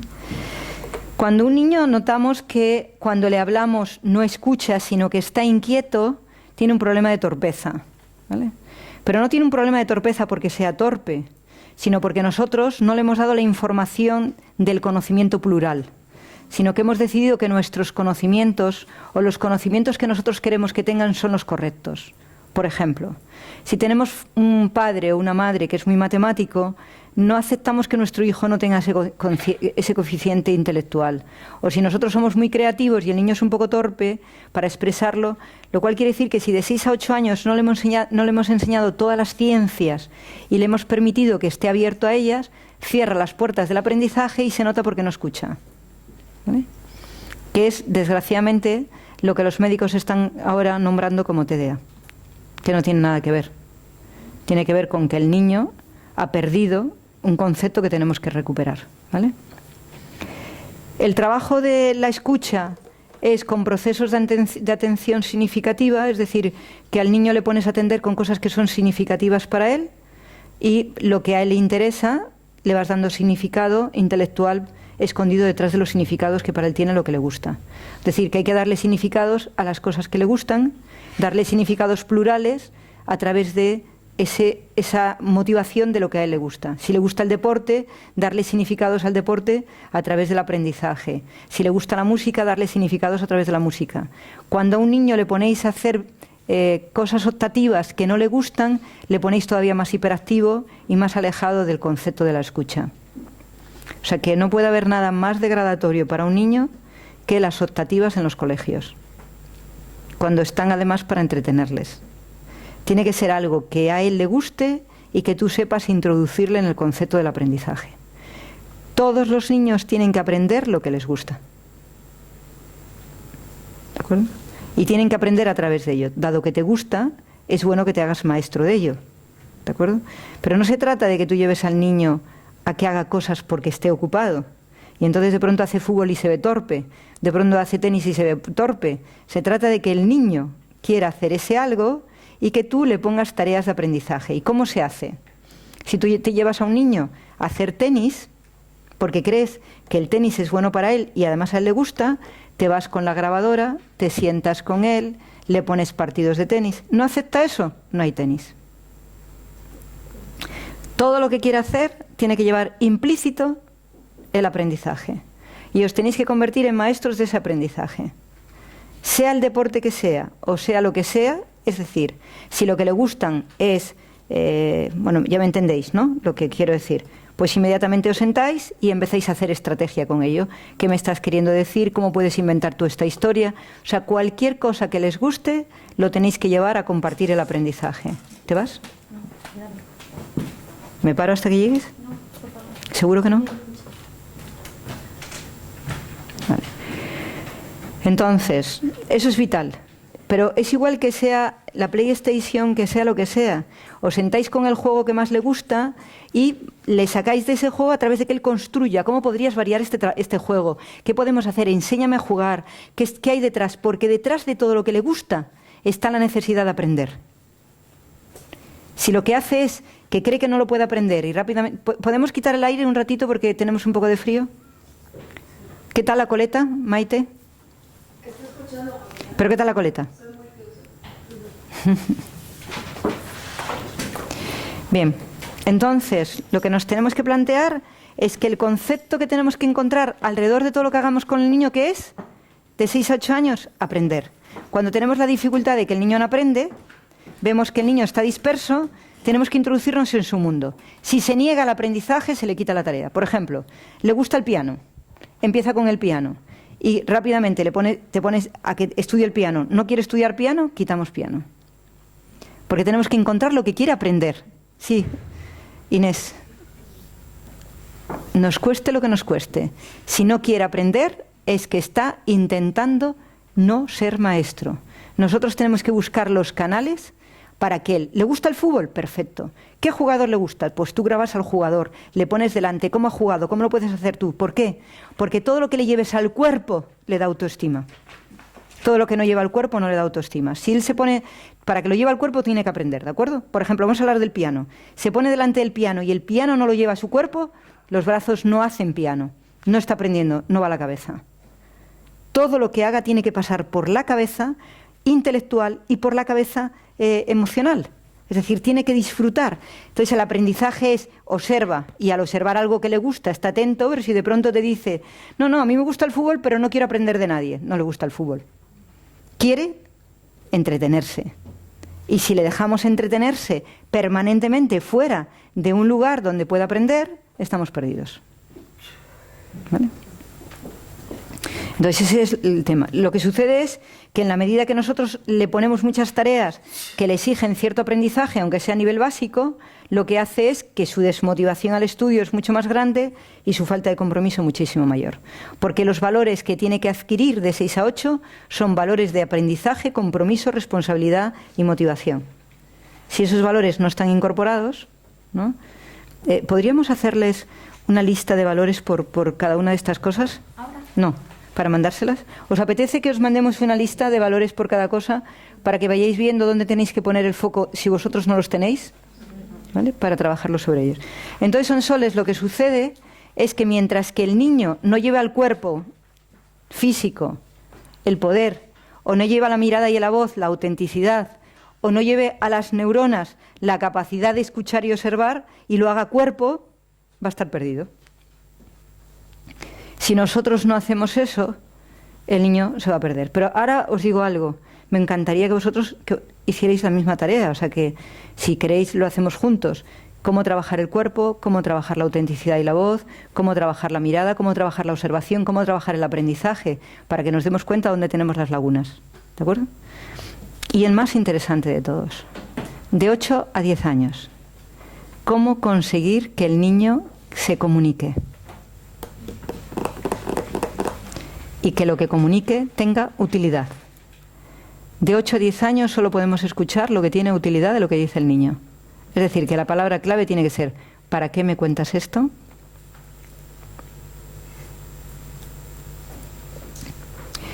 Con eso quiero decir que los líderes son aquellos que realmente le dan un sentido y utilidad a lo que hacen o a lo que dicen. Si nosotros hablamos por hablar, quiere decir que tenemos un problema de 8 a 10 años. Si no sabemos construir verdaderas frases con contenido, si tenéis medios económicos y tenéis un problema aquí, hacer el curso de comunicación aplicada dentro de la casa. No lo dudéis ni un solo momento, porque es inviable curar esta etapa sin comunicación. Inviable. Tiene que ser una comunicación plena, es decir, tiene que ser la comunicación de la palabra, la comunicación del contenido, la comunicación de las formas, cómo trabajas todo el esplendor de toda la situación. Pero si no nos comunicamos, si no tenemos la capacidad de transmitir lo que tenemos aquí a través de nuestra boca, nosotros estamos haciendo grabaciones de algunas personas donde Mónica tiene que ir cortando cada milésima de segundo las palabras porque es esto. O sea, incapaz la persona de unir el cerebro a la palabra de una forma mantenida, con un ritmo el que sea, no tiene por qué ser rápido, no tiene por qué ser lento, porque realmente no ha sabido conectar, hay una torpeza aquí, no ha sabido conectar y entonces se produce una dislexia comunicativa. Entonces no tengo la capacidad de poner las palabras sobre mi pensamiento, sacarlas a la luz, poder reciclarlas. La palabra exige una cantidad de energía eléctrica del cerebro inmensa.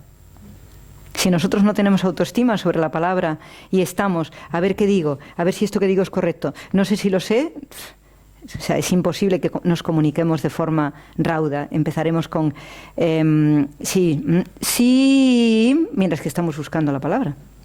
Entonces, podremos saber si tenemos un problema de liderazgo aquí, ¿vale?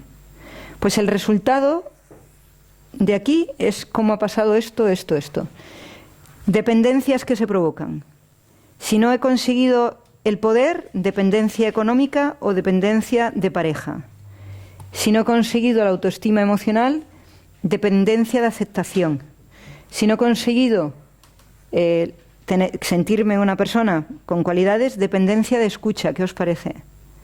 La persona está quejándose todo el rato de no me escuchas, es que no me escuchas. Cuando oigáis a alguien decir no me escuchas o tengáis la sensación de que no os escucha, tenéis un problema de torpeza. He de decir que yo nunca tengo ese problema. Es una broma. Y si tenéis una dependencia importante a que los demás hagan lo que vosotros queréis que hagan y todos los valores que tenéis vosotros son los válidos, tenéis un problema en el liderazgo. ¿No? Si tenéis una dependencia importante a que los demás hagan lo que vosotros queréis. ¿Vale? Bueno, vamos a pararnos aquí para comentar, a ver cómo vamos con esta situación de hoy. ¿Está siendo buena? ¿Está siendo bueno el cierre para ustedes? Sí. ¿Perdón? ¿Pero cómo se arregla? Lo acabo de decir, Sonsoles. No, bueno, pero ya sabíamos que no te ibas a enterar, Sonsoles. Acuérdate que te pierdes, No, si yo voy a seguir trabajando cómo se arregla. Voy a seguir. Pero ahora necesitamos ir comentando para que baje por la piel y lo tengamos muy claro. A ver. Yo escucho, aunque parezca que no. Joaquina, el proceso es lineal si tengo ya un problema, por ejemplo, de 4 a 6 años, ¿lo voy a arrastrar? De alguna manera sí. Si empezamos de 0 a 4 ya estamos regulares. Vamos a ver, si de 0 a 4 existe una negación al poder y tu cuerpo no tiene poder, pues no te quiero contar cómo ha sido mi calvario de vida. Igual algún día me apetece y os lo cuento. Es decir, que cuando tú no tienes cero poder, cero deseo de luchar y cero de todo, de 4 a 6, ¿cómo entras ya? De 6 a 8, ¿cómo entras? O sea que lo que va sucediendo es que te vas agarrando a cosas para poder mantenerte, pero te vas agarrando a cosas, ¿no? O sea que es muy importante que nos demos cuenta del trabajo que necesitamos hacer en nuestra propia existencia ahora mismo para ser independientes lo más posible del reconocimiento, de la aceptación, de que los demás piensen que nuestras ideas son las mejores, porque al final, ¿qué es lo que nos hace daño en la vida? Estar dependiendo. Si no dependiéramos, seríamos plenamente felices. Si tú te levantas ante alguien y lo que estás esperando es que se desmayen ante ti, pues es chungo. Si estás con una persona y lo que quieres es que te ame, es fatal. Lo que sucede es que yo sí te puedo decir que el arreglo es inmensamente positivo y luego no vas para atrás. Eso sí te lo puedo decir. O sea, que si yo salgo al mundo es porque puedo encontrar claves para la solución, porque si no, como comprenderás, venir a deciros que lo habéis hecho fatal con vuestros hijos, con vosotros y que nos tenemos que tirar un tiro, no saldría al mundo, porque ya os tiraría el tiro yo, ¿no? Entonces, creo que lo importante es que después de 25 años trabajando y 25 años de experiencia, más de 13.000 personas que han pasado por mis manos, más las que me quedan por la vida todavía, ya puedo hacer un cuadro de valoración de 2 cosas importantes: de que las cosas pasan y de que las cosas se corrigen. Ahora tiene que haber una intención de independencia para curar esta etapa. Si no hay una intención de dependencia, es decir, si tú no quieres desprenderte de la aceptación, vas a ir borrando. Porque al final de la jugada hay una cosa muy importante. Tú ahora mismo eres joven y piensas que puedes hacer alardes de aceptación, pero cuando vas perdiendo las cualidades estéticas, las cualidades de juventud y no tenías otros resortes más que la aceptación, te das cuenta que te has quedado sin nada. Muchísimas personas entre 36 y 46 años viven un auténtico calvario por haber empezado a tener arrugas, por haber empezado a sentirse mayores. ¿Sabes por qué? Porque no han accedido al intelecto, han dejado todo en manos de la aceptación. Las mujeres entran en grandes discusiones con sus hijas porque sus hijas muestran lo que ellas han perdido. Los hombres están compitiendo con sus hijos porque ellos se han hecho mayores.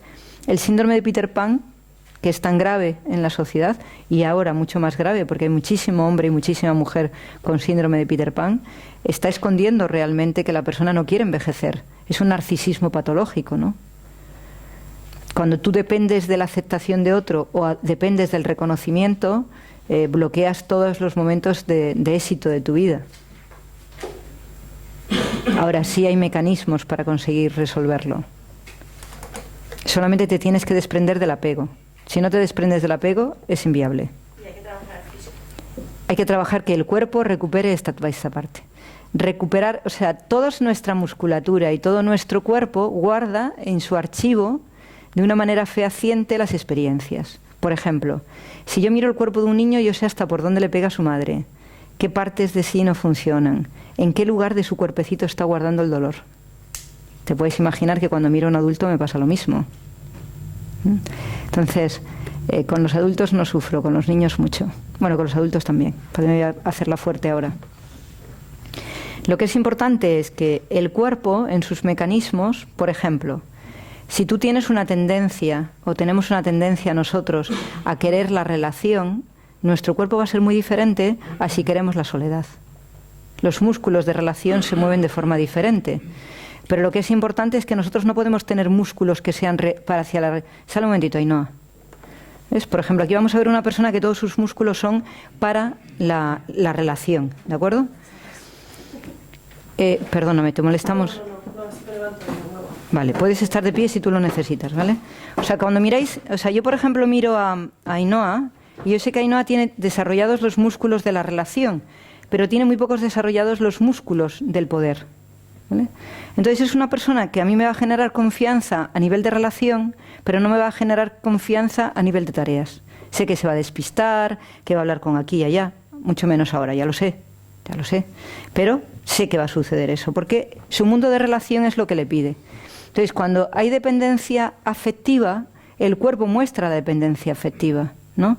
Lo mismo que cuando una persona lo que tiene es una muestra desafectiva, es decir, no quiero que nadie se acerque a mí, me da miedo que alguien se acerque a mí, lo llevamos al cuerpo exactamente igual.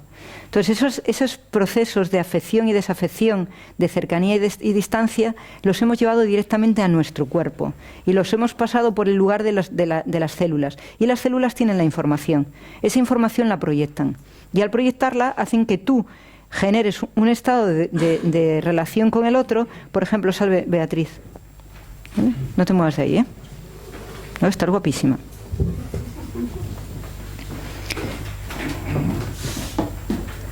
Por ejemplo, yo veo a Beatriz y Beatriz es una persona que está muy apegada al reconocimiento. Mirar cómo se coloca y mirar cómo lleva los morros, ¿no? O sea, mirar cómo pone los morros la otra, que está como... y mira cómo los pone ella. Saca esa mandíbula hacia ella y dice, a ver, yo estoy aquí, ¿me veis? ¿No? ¿Veis la diferencia? Aunque la veis, estáis ciegos para verla, en vuestra conciencia, vuestra inconsciencia lo hace. Es decir, no os acercaréis de la misma manera a ella que a ella, ni de lejos. Entonces, ¿qué hace el cuerpo? El cuerpo lo que va haciendo es generando apegos. Va generando apegos. Su cuerpo va generando apegos de reconocimiento, no apegos de tacto. De hecho, la estoy tocando yo, que sé que me quiere, y está tensa. Mientras que si vengo aquí, ya está. ¿Qué me vas a hacer, Reyito? ¿Ves? ¿Qué me vas a hacer? ¿No? Entonces sus músculos, todos sus músculos están dispuestos a la aceptación y todos sus músculos están dispuestos al reconocimiento. Lo cual quiere decir que ella se ha quedado parada aquí y ella se ha quedado parada aquí. Ambas dos tienen sentimiento de torpeza, me lo quieran reconocer o no. Cada una a su manera. Y ese sentimiento de torpeza ha alarvado que ellas hayan podido gestionar esto y por lo tanto se han arrinconado mucho más aquí. Si las miramos muy bien a las dos, nos daremos cuenta que no nos están escuchando, que están pendientes de sí mismas, ¿no? El ejercicio importante, el tercer ejercicio importante, es que cuando yo estoy apegada a mi reconocimiento, estoy totalmente egótica, solo existe mi cuerpo. Pero cuando estoy apegada a la aceptación, solo existe mi persona, soy egocéntrica, todo gira alrededor de lo que yo quiero. Claro, egocentrismo y egotismo no te permite generar un pensamiento abierto, porque estás centrada cuando escuchas en ti y cuando te relacionas estás atenta ¿a qué? A ti, a lo que te pasa a ti. Cuando llegas a la escucha está tan tamizada por lo que tú necesitas de ti que no llegas a ello. Entonces, cuando ellas dos han llegado a tener que manejar su intelecto, como en una había mucha necesidad de reconocimiento porque no lo vivió en plenitud de sus dos padres y en la otra no hay la aceptación plena de los dos padres, porque no nos engañemos, si no hay reconocimiento de los dos nos quedamos en el reconocimiento y si no hay aceptación de los dos nos quedamos en la aceptación. Necesitamos aceptación de los dos y necesitamos reconocimiento de los dos. No penséis que podéis soltar el paquete y dejárselo al otro, ni de lejos. El niño necesita reconocimiento de los dos y necesita aceptación de los dos. Luego, cuando lo trabajan con un especialista como yo, sí ya tenemos en cuenta de quién lo ha recibido y de quién no lo ha recibido. Y lo trabajamos de forma diferente. Pero para que su cuerpo se desprenda del reconocimiento, lo tiene que haber vivido de los dos. Lo cual quiere decir que llegados al momento de la escucha, tienen parcialmente entregada la escucha, porque están pendientes del padre que no les reconoce todo el tiempo, o del padre que no les acepta. Entonces, la discusión, ¿con quién la tienen? Pues la tienen como la tenía Mozart. ¿Qué hacía Mozart todo el día? Me tienes que aceptar, tienes que reconocer, me tienes que aceptar, me tienes que aceptar, y no había otra cosa en su cabeza. Entonces, Mozart, ¿qué perdió? La cualidad de vivir. No tenía torpeza vital, pero una torpeza vital brutal. Murió con 33 años por ello. Entonces, en el caso de ellas, que se están trabajando y que son dos personas muy activas, ¿esto por qué está aquí? Lo he dejado yo porque tenía que... Pero no estás grabando, ¿verdad? No hay nadie grabando, ¿verdad? ¿No? Entonces, sí, ¿no? Entonces, lo que sucede, yo no sé para qué lo pregunto, porque la gente que no... Le dije a Maite que pusiera aquí en toda la sala que no se puede grabar, pero no lo ha recordado y te dejo en evidencia porque para mí es muy duro tener que hacer este ejercicio, Maite. Entonces, lo que quiero decir es que si miráis las caras de las dos, os daréis cuenta que no están en la escucha, ¿no? Que hay como una especie de ausencia de algo, que las notas y te das cuenta que hay algo que no van a entender. Si las miráis es como hay algo que no van a entender. Lo sabéis que os pasa, ¿no? Y que cuando estás en el lugar dices, hay algo que no voy a entender, ¿no? Este proceso que ahora, mirándolas, no duele, os podéis imaginar lo que les ha dolido a las dos. Buscar el reconocimiento de su madre y buscar la aceptación de su padre, estoy convencida. ¿Es así? Por la forma, ¿no? Porque cuando no tenemos el reconocimiento de la madre nos convertimos en más masculinos y cuando no tenemos la aceptación del padre nos convertimos en unas pequeñas mujercitas, así como muy tan. Ya sabéis que a mí me aceptó mucho mi padre y mucho menos mi madre, ¿no? Entonces, esta es la cuestión. Llegados a este punto, como está rota la sincronía entre sus mundos intelectuales, empieza a aparecer la torpeza y cuando llegan a liderar sus valores, deciden unos, pero no deciden todos. Entonces, su liderazgo está condicionado a que puedan trabajar esta parte que les falta. ¿Lo veis? ¿Veis cómo se lleva? Por eso todo el trabajo que hacemos aquí en UNE es trabajar primero la información que está en el cuerpo, que sí hay que detectar cuál es, para sacarla del cuerpo y que podamos trabajar después con todo lo demás. Si no es inviable. Si no se quita la información del cuerpo, si ya no deja de querer reconocimiento, no haremos nada. Estará, ¿sí? Y una vez que una persona se trabaja bien el reconocimiento, ¿ya entra bien en la aceptación o tiene que hacer ese trabajo también? Eso depende de si nos hemos encontrado, por ejemplo, ya nos acepta, ¿no? O sea, tenemos que trabajar, hay que ver que hay que trabajar, ¿no? Digo, con esta idea de que si una etapa no está bien cerrada o bueno, pues no entras bien en la otra. Se presupone que si no tienes, o sea, si estás dependiendo del reconocimiento, también tienes dependencia de la aceptación, no. ¿sí? ¿O no necesariamente? No necesariamente. Puede haberse sentido aceptada por los dos padres porque no le ha importado la aceptación, porque lo que quería era reconocimiento. La diferencia entre reconocimiento y aceptación, que yo creo que es importante que lo tengamos en cuenta, es que el reconocimiento tiene que ver con lo que haces y la aceptación tiene que ver con tu persona. Ella no está pendiente de su persona, está pendiente de su cuerpo. ¿Te das cuenta? Ella está quieta, mientras que ella está pendiente de que la aceptes. Ella quiere el juego erótico de la relación. La aceptación siempre tiene que ver con algo que se produce en la interacción. El reconocimiento siempre tiene que ver con algo que tú estás esperando que el otro te dé. Ella quiere que se vea lo que hace. Ella siempre dirá lo que hace a través de ella. O sea, Ainhoa vendrá y dirá. Yo te digo cómo funcionan las dos. Ella dirá, mira esto. Y hasta que esto no lo valores, ella no se va a sentir valorada. ¿De acuerdo? Y ella vendrá y te dirá, mira lo que he hecho. ¿A que lo he hecho genial? Y esto desaparece. Mientras que ella lo estará poniendo aquí delante todo el rato, hasta el punto de que ella no exista. Ella existe ella y luego lo que hace. Ella existe lo que hace y luego ella. Si tú la dices a ella, qué estupenda estás y qué buena eres, y no la reconoces lo que ha hecho, no servirá para nada. Sus mecanismos internos, solamente sus músculos solo se mueven cuando reconocemos lo que hacemos. Y ella solo se mueve cuando se reconoce que lo ha hecho ella. Son dos comportamientos diferentes, que van a músculos diferentes y a formas diferentes de estar. ¿Qué te parece, Mónica? ¿Tú quieres saber dónde estás tú? Sí, bueno, yo tengo claro dónde estoy. En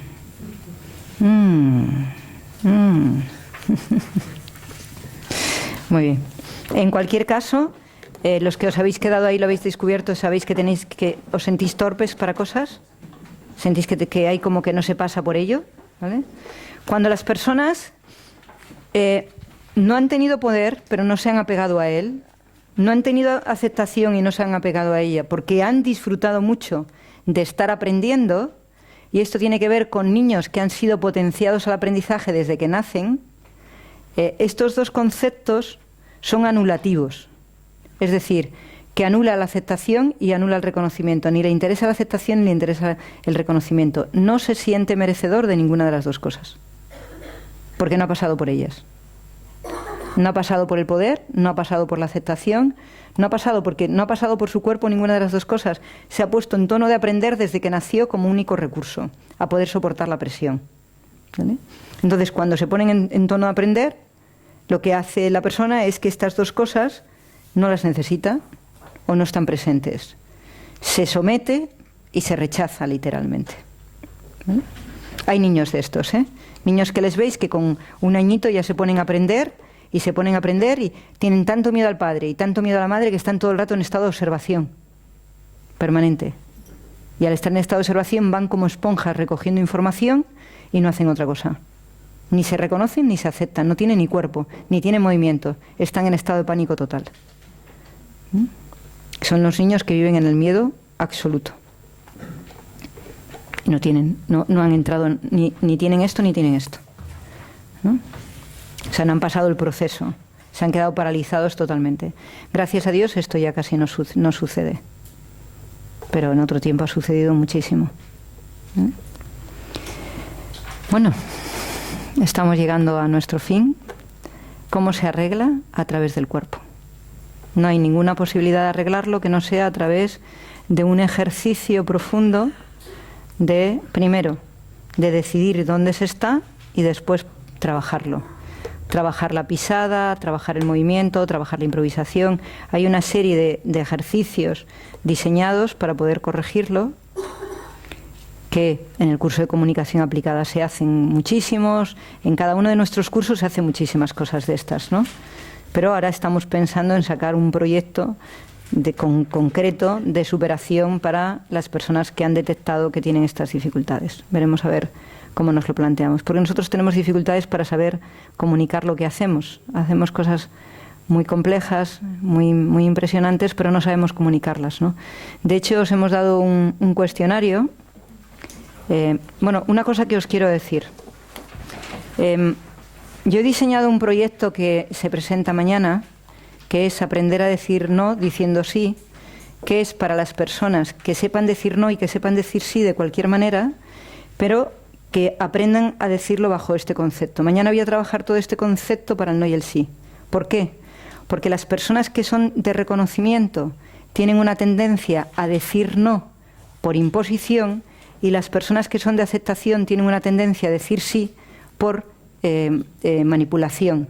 En cualquier caso hay una patología.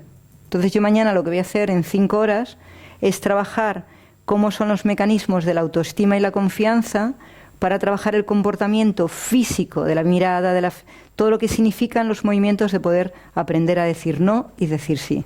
Ese es el fundamento con el que se basa mañana el curso, ¿vale? Para poder superar 2 de las cosas más graves que existen, que es que no llevamos auténticamente en nuestro no y en nuestro sí. Estáis invitados a participar mañana. Empezamos a las 4:30 y acabamos a las 9:30.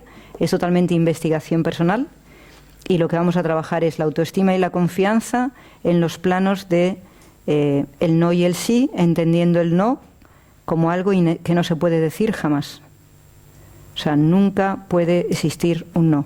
El no siempre es una guerra o una discusión. El que quiere reconocimiento y dice un no, lo que busca es la batalla. Y el que quiere aceptación y dice un no, lo que busca es la discusión. Entonces, el no tiene que desaparecer de la sociedad. Y yo mañana voy a trabajar para que el no desaparezca de la sociedad. Que siempre nos digamos sí. Sí a lo que nosotros queremos. Y sepamos decírselo a los demás para que no sea un no hacia ti, sino es un sí hacia mí y tú debes de comprenderlo. Y ese es el trabajo que yo voy a hacer mañana. Es un sí para ti. Siempre es un sí para ti. El no no existe. Cada vez que decimos un no a una persona, generamos siempre una discusión o una batalla. Y eso tenemos que aprenderlo. El cerebro no sabe manejar el no. Así que me es igual si decís no o si decís sí, es importantísimo que sepamos manejar ambas cosas.